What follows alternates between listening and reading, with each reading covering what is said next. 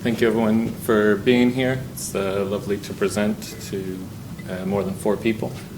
And thank you to the organizers. Thanks to Manuel and Surubi for organizing this. It's an honor to be giving this talk here at SOAS, and particularly at a department that takes pluralism seriously, particularly in the study of the Global South. This is a paper that came out in the past year in a journal, Capitalism, a journal of history and economics, and it's something that I've been kind of wrestling with for a long time. But it's thinking about the relationship between kind of colonial capitalism and colonial capital accumulation, and particularly the police in Kenya in the 1930s. And some starting points for this. When I was doing my dissertation research, this thing I saw that kind of needed answered was this conviction rate in Kenya, which was already higher than its neighbors in the 1920s, but it just soars in the 1930s. And I'd been doing research on labor coercion, and the question was kind of, is this kind of a form of labor coercion in Kenya, which had some distinct political economy from its neighbors, Kenya and Tanganyika? And one reason why that didn't really make sense is because there's also this persistent reports of unemployment in Kenya. In many ways, in the 1930s, European settlers kind of got what they wanted in the sense of surplus labor or excess labor. And so it didn't make sense as this kind of, as labor coercion in the sense of squeezing independent producers into workers on farms. They were already there. And it also didn't make sense in terms of some of the big puzzles with mass incarceration in the United States, or some of the big puzzles if you're being too narrowly economistic about it, in the sense like you're taking people out of the labor force that you would otherwise want to be there to put downward pressure on wages. But then the third piece of this is that colonial capitalism comes out of the Great Depression, and it's doing really strong. It sputtered on its start in Kenya. It did very well for a while in the 1920s, but during the Great Depression, it's hurt. It's exporting coffee, sugar, pyrethrum, sisal. It's hurt pretty bad. But coming out of the 1930s and into World War II, colonial capitalism in Kenya is doing very well.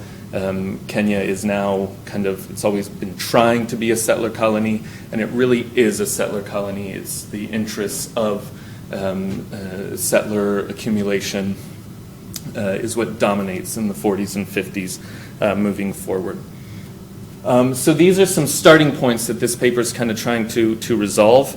Just going here for some geographic orientation. Here's a map of Kenya in the colonial era, and a lot of what I'll be talking about is this distinction between the White Highlands, which are these dotted areas, officially crown lands.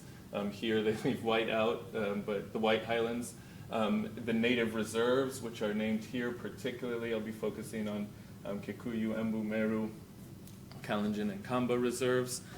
Here's a map, actually just from down the street at the National Archives here at Kew Gardens, where all of this area that's a little darker are individual settler lots through the Rift Valley. And you can see this even clearer here.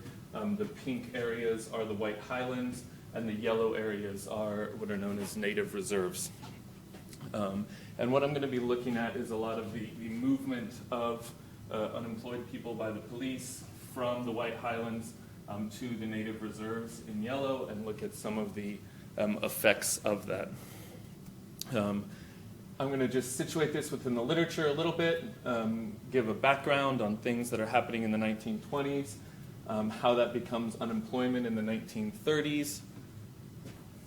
Just a clarification, so is this segregation in terms of where people are living or where they're also working? Like what is the... Yes, so it's kind of a classic labor reserve. Kenya, in putting the architecture for this together, the Kenya colony is drawing from South Africa and southern Rhodesia. And what it does is it's the only people who can own land in the White Highlands are European settlers, although it's land owned by European settlers and worked by Africans. There's a lot of Africans who are in the White Highlands. If they're living there, they're squatters. I'm not going to spend a lot of time talking about squatters. They'll come in a little bit, another kind of fascinating piece of the political economy here, but largely people coming to work multiple month contracts, 3-4 months contracts from the reserve to here and then back to the reserve. There's people kind of moving in and out, but the primary distinction is about who can own land where. And only the Crown or European settlers or European companies can own land in the White Highlands. I'll then kind of be, the meat of this is about the labor regime of the 1930s and what I'm calling the spatial control of unemployment. And then I want to look at some of the distributional effects on that, just to cut to the chase. I think it crushes wages. It crushes African workers in Kenya and buttresses profits for European settlers, and I think has some long-term effects, some short-term effects, and then some very important long-term effects. And then I want to couch this in this broad term that some of the editors of this piece pushed me to think about, and I'm actually very glad they did. But putting this in kind of world historical terms and thinking about what the Keynesian turn looks like in the colonial periphery.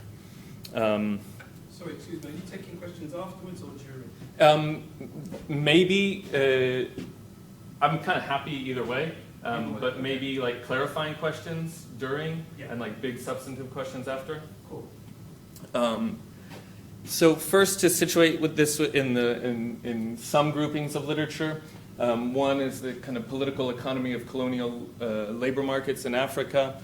There's a prior radical school, you might say dependency school, here thinking of Samir Amin, Issa Shivji, Thandika Mkandawire, Giovanni Arrighi, some others. But there's been a renewed interest in the past 2 decades in political economy of colonial labor markets, in what's known as the new African economic history, very dominated by European schools and thinkers. Particularly out of Lund University in Sweden. We could talk more about that later. Broadly, kind of the intersections of carceral discipline and labor regimes. Belinda Archibong has been doing some fascinating work in colonial Nigeria and looking at using prisoners in colonial Nigeria as a source of labor.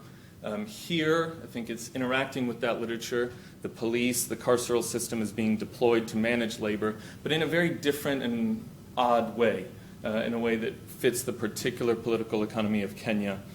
Prisoners are not the source of labor here. The prison system is being used to shape the labor force in a particular way. There's a lot of Kenyan historiographies of state repression and detention. A lot of this is focused on the emergency period in the 1950s and suppression of the Kenya Land and Freedom Army or the Mau Mau Rebellion, but then some of it's been looking backwards. Tabitha Kanogo, Okia Opolot have done some fantastic work kind of setting the stage for that. And finally, the Keynesian metageography, this idea of the Keynesian metageography and Keynesian theory, and then the lived, actual Keynesian turn in the colonial periphery. To set the stage for a little bit of this, the labor regime in Kenya in the 1920s, the long-term broad goal of the Kenya colony from the perspective of its power brokers, the governors, the Home Office, later the Colonial Office in London, was to establish the Kenya colony as profitable for European export agriculture, to turn it into a white man's country. Of the power brokers here, there's several kind of slightly different groups that are all about this goal in slightly different ways. The Kenyan colonial state, agricultural companies, there's big settlers, kind of minor nobility, whose names are still around, Delamere, some of these very big folks have just huge estates. And then smaller settlers who have aspirations of being minor nobility, but are often in the colonial service, have served in the military in India, and are given land in Naivasha as a reward for their service, something like this. After the initial conditions are set in place, access to African labor is fundamental. The initial conditions, I'm moving over quite a bit there, but very violent expropriation of land, the putting in of export infrastructure, mainly the Uganda Railroad, and all of its offshoots to get coffee to Mombasa and to the world market. And the main issue is that Kenyans don't need to or want to work at given wages. Even though land has been expropriated, there's still generally not a lot of land density, and people are able to continue producing independently without having to sell their labor power for wages. And so here's a Captain Coney. He's one of the small settlers, a military figure who comes in the 1920s, is given a plot. But here, a lot of white settlers in Kenya are calling for independence, something later that Rhodesia will have, some kind of minority rule. But they're saying, we need London off our back. But why do we need London off our back? We need London off of our back so that we can drive harder at access to African labor. And how do they do this? There's all kinds of institutions that come to define life in colonial Kenya. First from basic ones shared throughout a lot of colonies, things like vagrancy laws or requisition labor. You just had to work on roads. You might say slavery, right? As well as direct tax in Kenya. This took the form of a hut and pole tax. But then specific to Kenya, the Crown lands and native reserve systems. What the native reserves did was essentially try to create some kind of land scarcity. The more people we put onto native reserves, the less viable independent production will be. The passbook system or the kipande system in Kenya. Squatter legislation that essentially if you wanted to keep living in the White Highlands, you were obligated under feudal-like legislation. You had to work for someone for 180 days a year, later on 270. And then native crop restrictions. It wasn't strictly illegal for Kenyans to grow coffee, tea, and purethrum, but it was effectively illegal, very similar to it wasn't strictly illegal for black people to vote in the South in the Jim Crow era, but all kinds of other laws made it effectively illegal for Kenyans to grow coffee and tea and purethrum. Again, just limiting the options that you're allowed to grow on your own farm, meaning that I'm going to have to go sell my labor to Jenner's farm. Here's a just kind of map of all of these systems trying to push independent producers into the wage labor sector. And here's a funny comment. This is the police commissioner whining in 1924. The police commissioner is really annoyed. He's got involved, the European police commissioner, he's got involved in the police because he wants to solve crimes. He's particularly interested in solving cattle theft. And he's mad because they can't solve any crimes. They can't do what he considers police work because the whole time he's doing all of these other things. He's registering people. He's enforcing the collection of revenue. He's enforcing the hut and pole tax, and he's running around the reserves, not doing, in his mind, police work, and he's just annoyed because he can't do it. So the Great Depression is going to, by the end of the 1920s, this system starts to work. We'll look at some stuff about that there. But then the Great Depression hits Europe, the United States, the imperial core, if you will, their demand for coffee, sugar, sisal, purethrum. It all goes down. And that's going to really affect the Kenyan labor market. I just kind of want to, if you'll excuse my economism here a little bit, if we just think of what Kenyan labor market dynamics look like, there's a supply of labor. I've put in a reserve wage here of just no one is going to work for, and this is going to be around 6 shillings a month. 20 shillings is a pound in this time. 20 East African shillings is a pound. No one is going to work for below this, but after some point, sure, we can have a upward sloping demand curve. We have a supply curve, we have a downward sloping demand curve, if you bear with some of these assumptions. But the idea here is that these institutions of labor coercion are constantly squeezing Kenyan independent producers and obligating more and more every year to join the labor force. But at the same time, demand for labor is pulling back. I can't employ 300 people this year because the demand for my coffee has fallen, so I'm only employing 200 people. Demand falls, and that creates this situation where first, wages fall, which I'm going to come back to at the end. But secondly, and very important, and I think somewhat unique, some of the southern African colonies are similar here, but unique to East Africa is structural and persistent unemployment. Unemployment hangs around Kenya for a long time in the 1930s. It doesn't do the same in Tanganyika, and it's all over Kenya. But throughout this presentation, I'll have all kinds of archival sources, but I'll try to keep an eye on time here and make sure that I'm moving. This is a graph. None of the numerical data from the Colonial Blue Books is particularly reliable. So a big caveat over all of that. Women and children are between a fifth to a fourth of the agricultural labor force, but just disappear from the data for 6 years here. So I have just men in the agricultural employment here. But what I've done to kind of think about what the labor market looks like is see, like, we have increasing employment through the 1930s, but then just kind of there's no data on African unemployment in the archives. No one is interested in gathering it. No numerical data, but we have all kinds of narrative data. And so I've used a lot of that. And we can see in the 1920s, the complaint is always that there's a shortage of labor through the 1920s. And this is a perennial kind of complaint. By the late 1920s, we can see, like, okay, no, supply is, there's enough laborers coming out to work on the farms. We're doing okay. Here's a very interesting observation. This might not have been so had both native and non-native crops been good. This admission that the flow of labor to settler estates depends on some kind of immiseration. And the worse that the native reserves are doing, the better that labor supply is doing. And this was admitted internally all the time. Externally, it was a very different story. But we see this drop here, but then as even they come up, there's just record after record of persistent kinds of unemployment. Natives willing to work found employment unobtainable.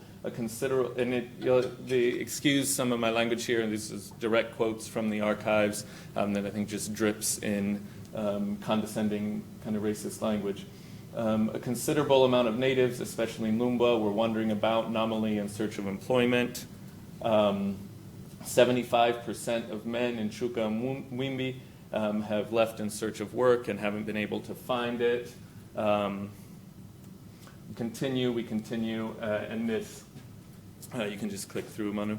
But what we see here, if we just kind of categorize this, is this era of excess labor demand, or a shortage of labor, then a commentary of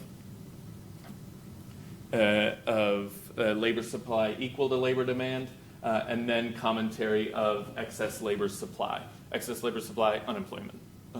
And so we have unemployment here for a long time. And this took a long time just to establish in the archives, right? One report of there's a lot of people out of work doesn't mean much. But in the paper I just go through, and I try to show through not econometrics, but just a preponderance of narrative data that unemployment is a structural and persistent story in Kenya in the 1930s. And this is not just urban unemployment, this is rural unemployment here. So on the one hand, European colonial capital loves unemployment for the reasons that capitalists in general love unemployment. Unemployment puts downward pressure on wages. And European settler, both big settlers, small settlers, and European companies, who are a big part of the picture here as well. They're particularly thrilled about this because for 30 years they've been complaining of labor shortages.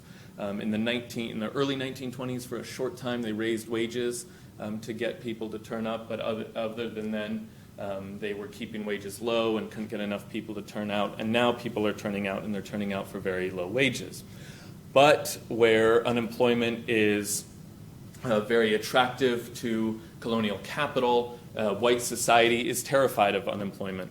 And I think they're terrified in a few different ways that I try to work through. One is this fear of petty crime, and these are all kinds of fears dripping in different kinds of particularly racist tropes, particularly ones of black masculinity and white femininity.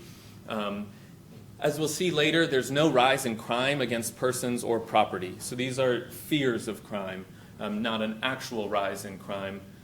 But the fear of crime is going to, I think, push white society to act in particular ways. There's all kinds of anxieties related to labor and political organizing. It's at this time that Harry Thuku is detained. Harry Thuku, the Kikuyu Central Association, is detained in Kismayu in what's today Somalia, but at the time a part of the Kenya colony. He's locked away for agitating. There's fears of different kinds of anti-colonial organizing, of labor organizing. This often dances around the figure of the agitator, the ringleader who's illegally inducing coffee pickers to strike, and fears that a lot of these agitators, these ringleaders, are in the ranks of the unemployed.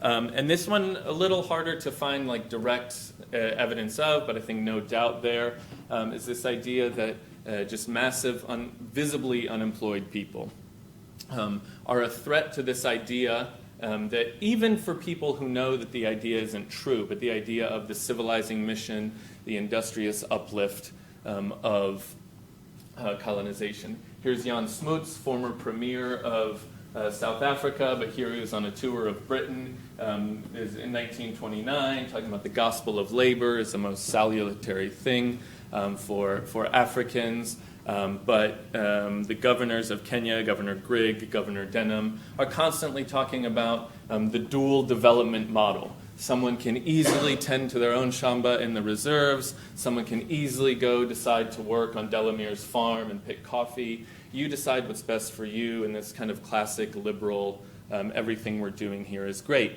But if a reporter from the New York Times, if a reporter from the Manchester Evening News is in the White Highlands, say they're in Nyeri, they're writing about mass immiseration, that's going to shoot a hole in this, in this idea that's being used to justify the colonial project. And this is at a time when there's growing resistance to the colonial order, even in the core, in London, in New York. There's a lot of particularly African Americans trying to join Abyssinian or Ethiopian military at this time. They don't want the colonial project to be exposed in this way. And so the question for the labor regime of the 30s is, how do we keep all the great things about unemployment, which we love, it keeps wages low, while neutralizing these threats of unemployment? We're scared of crime, we're scared of organizing, we're scared that this makes our propaganda fall apart.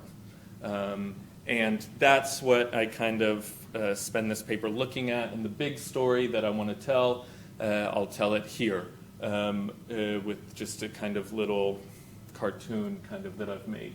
Here we have settler capitalists who are given their land in the White Highlands. They establish coffee estates, sugar estates, whatever.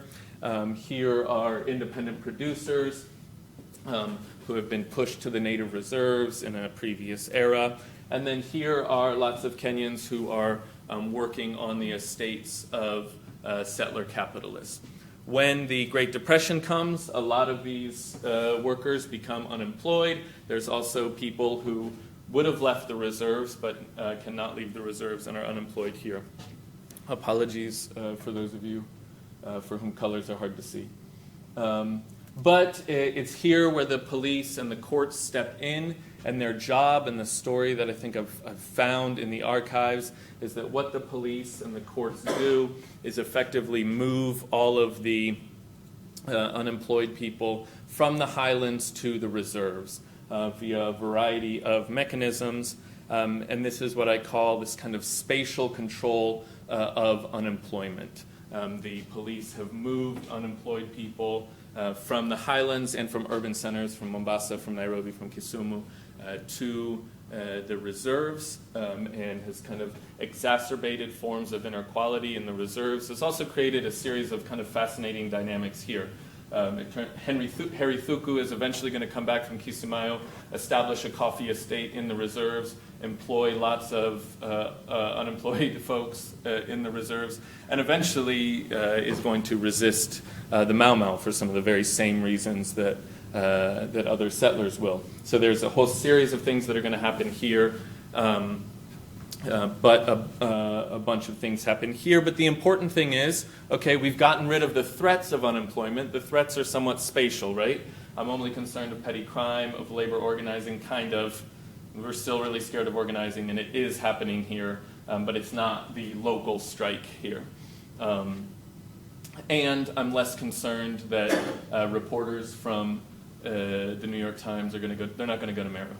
They're just going to hang around Nanyuki and have a gin and tonic, and then go home, and they're not going to see unemployment, and they're not going to write about it. But then I need to preserve the labor market effects here.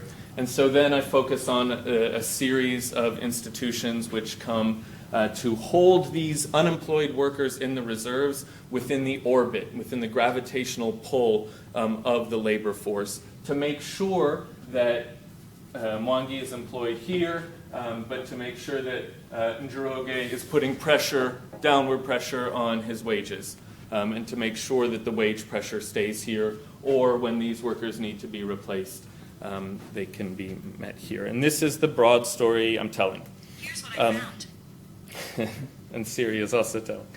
For the spatial control of unemployment, the state had been moving people around in Kenya for some time.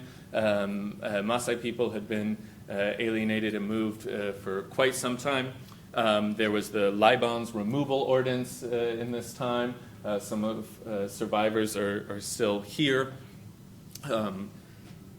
But one of the things that became easy to do was to structure the law in such a way that anything that unemployed young men did is going to be a violation. And some of this is pretty easy, like vagrancy was a crime, right? So just the fact that you're unemployed is a crime.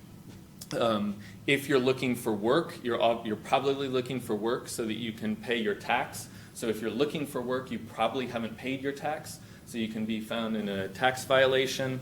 But then all kinds of passbook violations. If your internal passport essentially hasn't been signed off, you'll be in trouble. And this is why ripping off the kipande which held your passbook and throwing it down was a huge colonial protest.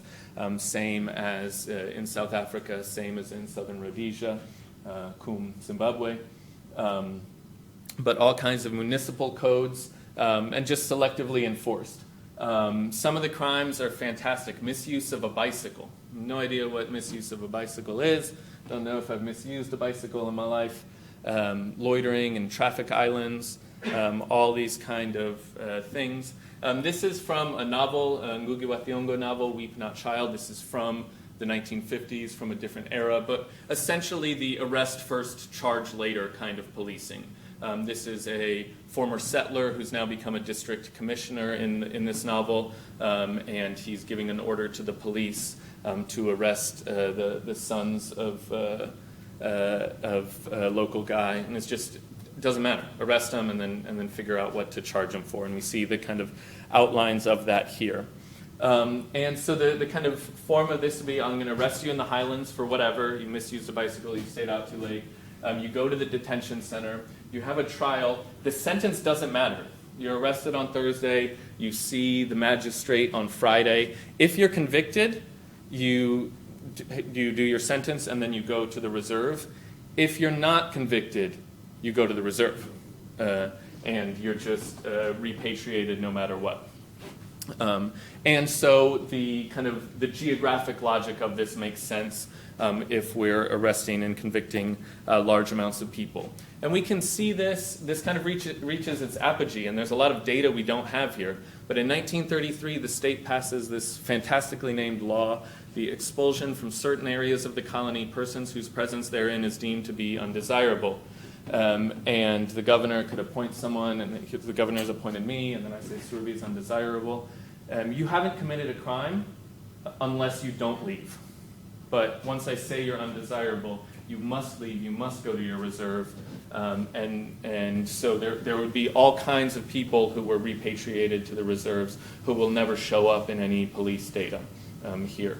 And we just simply don't know the extent to which that's used. But the fact that this is passed in the 1930s, when there's all of this discussion about the control of the unemployed, is important. Some things that come out of this, we see the desire for this happening on a big scale, and this is really important. This is the district commissioner of Mombasa writing to the provincial commissioner of Nyanza, way in the west, saying there's a lot of unemployment here. Although there has been no marked increase in crime during the present trade depression, it is felt that it would be an exceedingly good thing if many of these natives could be repatriated. So we see like the desire for this to happen very early in the depression. Later on, I've always been a little upset at the Kenyan soccer team for persistent underperformance. And I blame Kerry Francis, who, the nicest thing you could say about Kerry Francis is he's a piece of work. He's a kind of big fellow in the educational administration in the colonial era. And here he's just writing to the district commissioner in Kavirondo saying, this one guy is really annoying and you should pack him off to his home in Bunyore. You know him because he plays soccer.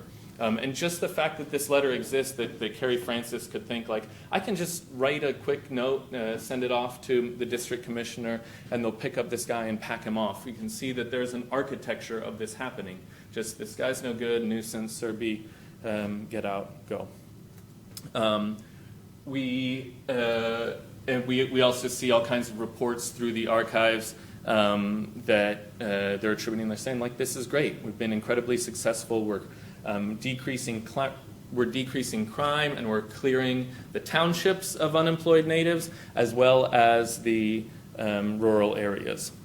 One thing that we can see why this was, we see here this rise in crime and convictions. There's no rise in convictions for property crime, for theft, for larceny, for break-in, any of this. And there's no rise in crimes against people. This is all ordinance and municipal violations.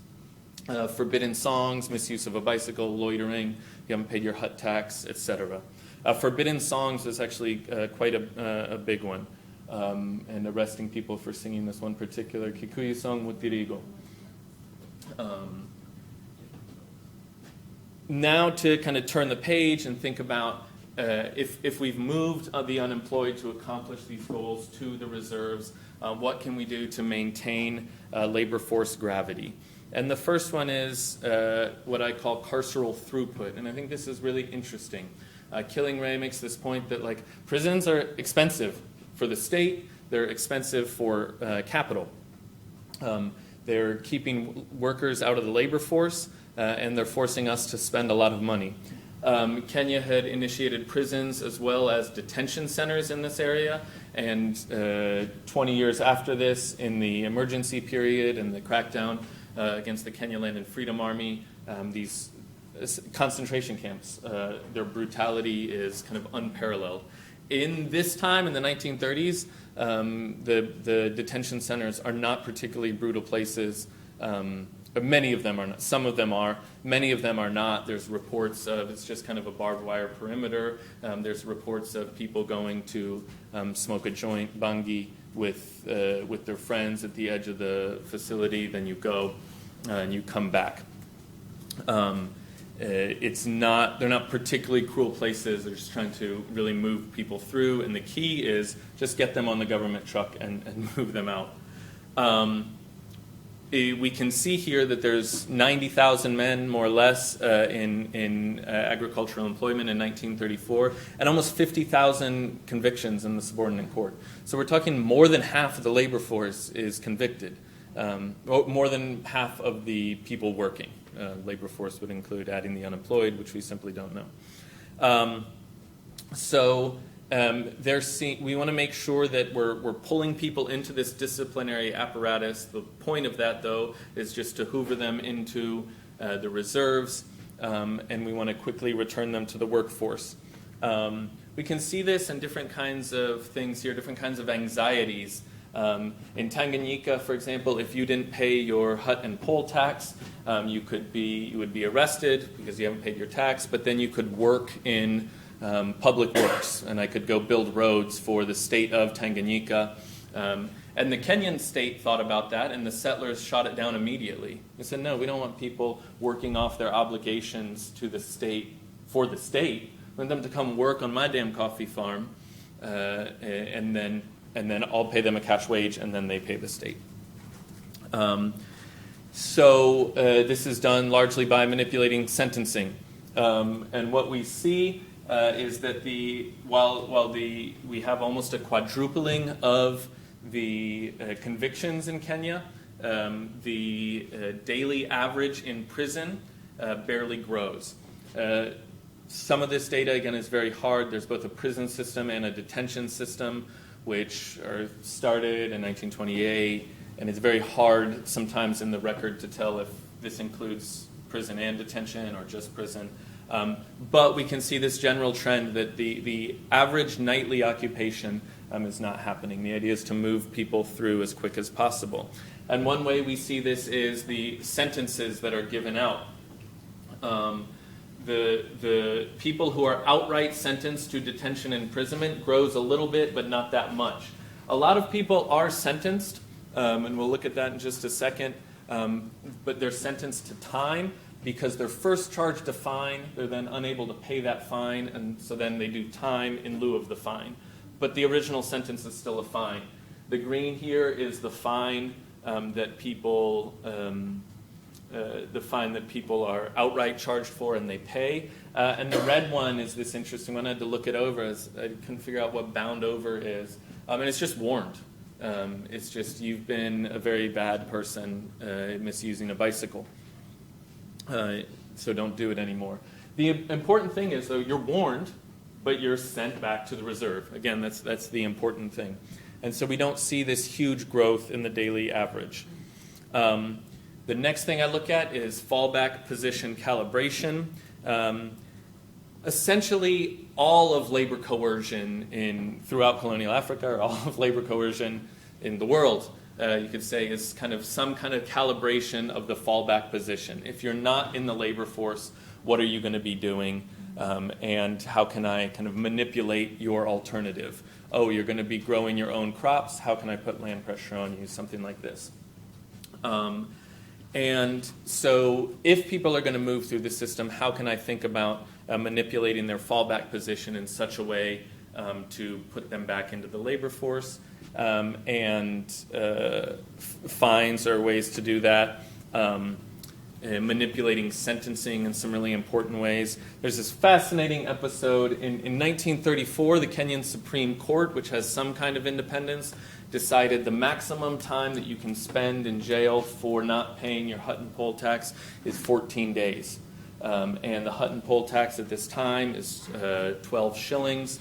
That 12 shillings is going to take me 3 calendar months to earn working on a coffee estate. So am I going to go work on a coffee estate for 3 months, or am I going to go to jail for 14 days? And again, it's a jail that's pretty relaxed. It's not particularly bad. So constantly people are going to just I'm going to pay my tax, arrest me, done. This causes consternation amongst the settlers, and they very quickly pass a new law to make the amount of time for hut and pole tax violations, the amount of time you need to spend in jail is a little bit longer than what you would have to spend. So they set it at 4 months. So you'd be 4 months in jail or working for wages for 3 months.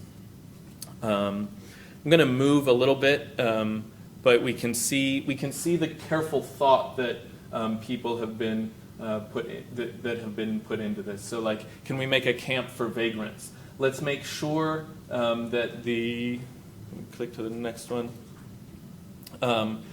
Let's make sure that the conditions that we're treating convicts, the conditions are always just a little bit worse than being in private employ. And they're like very specific about it. Let's make sure we hold them in camps, and let's just make the camps a little bit more miserable than working in private employ so we can move them through. Finally, I look at an increased recruiting effort. Now there's a spatialized separation between employers. I'm out here in the Highlands, and I want y'all to work for me. But I used to maybe just wait for you to walk by. But now if you walk across the Highlands, the police are going to arrest you. What can we do? And there's an increase in the recruiting effort. There had long been labor recruiters who would go, say, from Naivasha to Kavirondo, sign laborers to come back to Naivasha for 6 months at a time. But now this is put up on steroids. And I'm not going to kind of work through all of those there. But the other thing that happens here is it's not just private labor recruiters, but a lot of colonial bureaucrats are put in this. So it's just kind of write to the district commissioner and say, hey, the sisal harvest is coming. I need 50 extra people to come work. And then he would write to someone else and secure that for me. That's in the paper. I'm not going to kind of work through that right now. What we see in this era is what the kind of rudimentary model suggests. This is other folks' data, time series of wages. This is one guy in Serget Moyben. He did a kind of panel study of all of the workers on his farm. His data looks like this.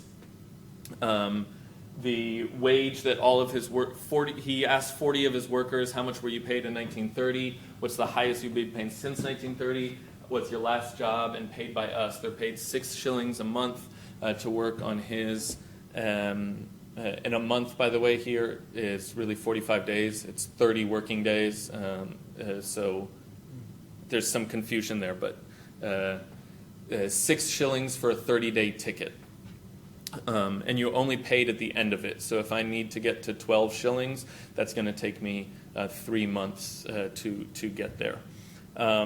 There's other ways that we can see the wage effects. I'll just say all of these are, there's numerical evidence, but then a lot of just anecdotal or narrative evidence that I bring in. I won't work through all of these. But some incredibly, toto here means a child, and this is talking about squatters. A grown man will accept less than a kitchen child's wage. The district commissioner of Kericho talking about that. Here's a very interesting one then, talking about how this lasts through. This is not a feminist political economist. This is an archdeacon of the Church of Scotland in Kisumu. Come to you in just a sec, but here he's talking in 1941 about kind of fascinating parts of social reproduction theory and other things, and saying essentially 9 shillings a month, 9 shillings for a 30-day ticket, again, it takes 45 days, is not enough to support a family. There's no economic wage. The only reason someone is there is to pay taxes in order to not get arrested. And in fact, it's not enough to feed himself and his family. In fact, he's only being able to be fed by a wife and a child who are working in the reserves. And he's therefore pointing out this thing, like, it's women and children working in the reserves on their shambas who are subsidizing the colonial capitalists. And this kind of amazing point there. But just drawing, I'd like to spend more time on that in later work, but just drawing from that. Wages are staying incredibly low, and everyone's pointing it out. The important thing here, wages also stayed very low in Tanganyika. But wages stayed low in Tanganyika, and the labor force never recovered to pre-depression levels. Wages stayed incredibly low in Kenya, and the labor force grew and grew and grew because of all of these institutions which are both pushing people and then holding them into the labor force. The next part of the story, which I'm just going to move through here, is that colonial capitalists become way more profitable. There's the earnings bounce back and they're incredibly high, and these earnings bounce back and are incredibly high based on output per worker. But instead of workers' wages climbing with their marginal productivity or whatever we might say, wages are crushed in this era. And so the broad story then I think I want to tell is that through the late 1930s, in the early 1930s, we saw the separation here and this kind of unemployment buffer. And what this unemployment does, but then its regulation, this careful regulation, I'm going to spatially control you to the reserves, but then still have you at my beck and call when I need. What it allows is, as the world is now demanding more coffee, we've got a world war to fight, we need a lot of coffee, we need sugar, we need sisal, we need pyrethrum, we need all of it. It allows settler demand for labor to recover without wages going up until maybe the very end of the Depression. And we see, wages do go up a little bit when this kind of unemployment buffer has been cut through in some capacity. But it's this very important regulation of the unemployed buffer. And making sure, in Tanganyika, what happens when all of the, particularly sisal estates and some coffee estates, they lay off tons of workers in the early 1930s, but all of the workers laid off from, say, Tanga district, where sisal predominates, they're able to go back and farm. And they're able to, there's a life in farming. That doesn't happen in Kenya because of all of these institutions of labor coercion. I'll just take a few more minutes here to wrap up with some kind of concluding thoughts about the Keynesian turn in the global periphery. In kind of world historiographical sense, the Great Depression is seen as this kind of launching point of the Keynesian turn. Broadly, we could say just counter-cyclical state intervention to stabilize capitalism. The state is going to get involved in stabilizing capitalism. And we can actually see some really important ways in which Kenya's response here, it rhymes with the imperial core. Why? First of all, there is fiscal stimulus and relief in Kenya. It's only to Europeans. There's a land bank. There's emergency loans to stabilize capitalists. But also there's very intentional state management of the capital-labor relationship. The point here, though, is that the colonial state leaned on what it knew best. It's going to manage the capital-labor relationship, but it's going to lean into an architecture it already knows, established hierarchies of racial capitalism in the periphery. And I'm just going to, now there's kind of a permission structure for the state to squeeze African workers harder than they had been before, carefully manage this reserve army, and keep wages depressed so that capital can be profitable. And this contrasts with the more rosy interpretation of the Keynesian turn in the global north. And I think there's some important reasons why. It's basically that the workers on these coffee estates are not important consumers of what they're producing. Capitalists in the imperial core realize we need workers' wages to be able to purchase the Fords and everything that we're producing. But in the colonial periphery, we don't need workers. And so sometimes I think in the imperial core, if you will, there's kind of this rosy interpretation of like the Keynesian turn was good for workers. And I think we should be careful there. There's an instrumental role that workers play, and capitalists were not giving higher wages, allowing for minimum wage legislation, all of these kinds of things out of the goodness of their heart. It was this functional role. We functionally need you. In the colonial periphery, workers are not needed as consumers. They're only needed as producers. And so then the kind of boot of empire, keeping them as poorly paid producers is important. Biltoff develops this notion of Keynesian metageography, just this kind of idea that there's these assumptions of universality that are built into Keynesian theory.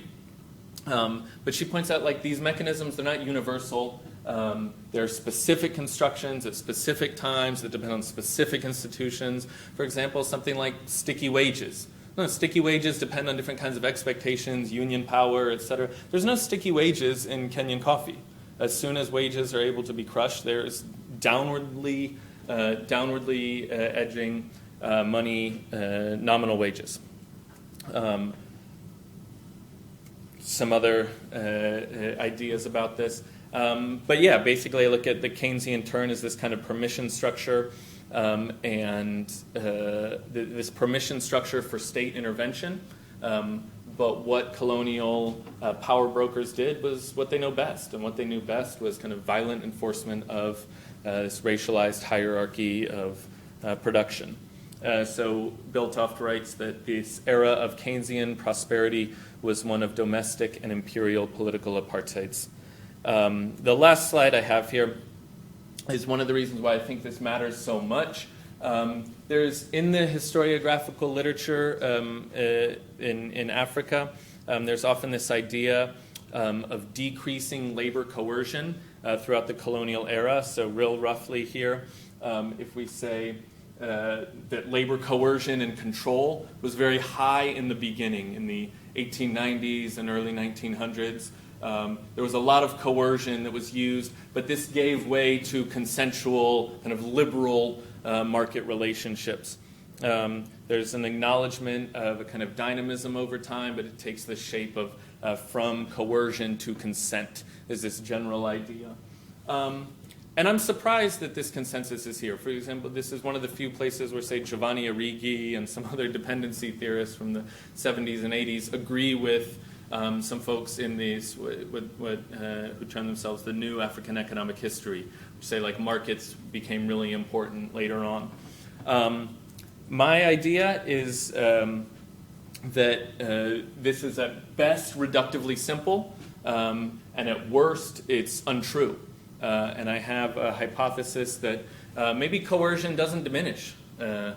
Forms of labor coercion and control, they're simply changing form.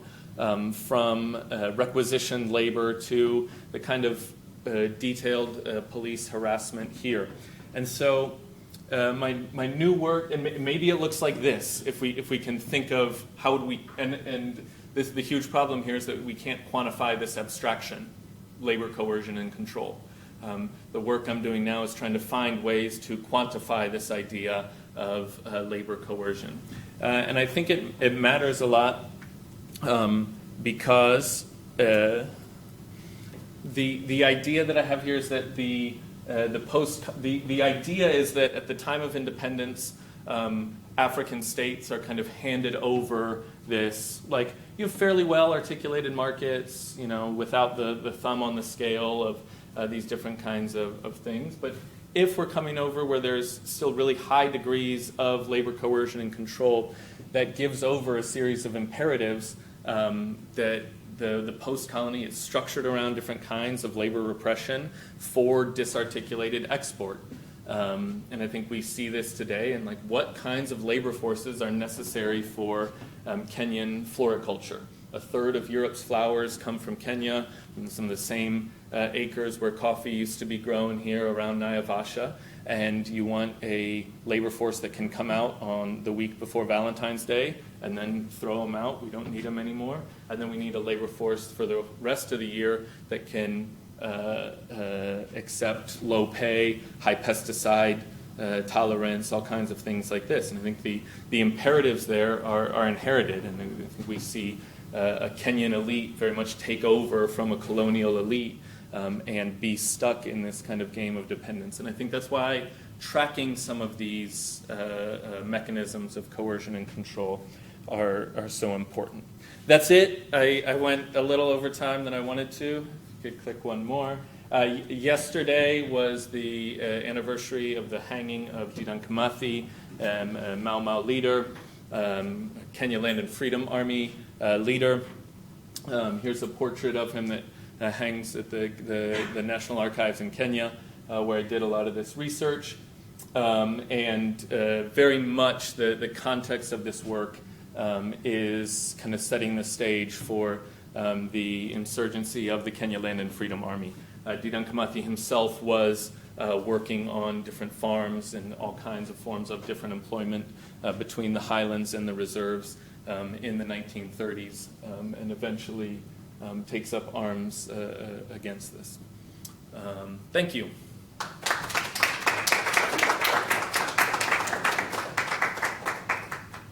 So we'll open it up for questions.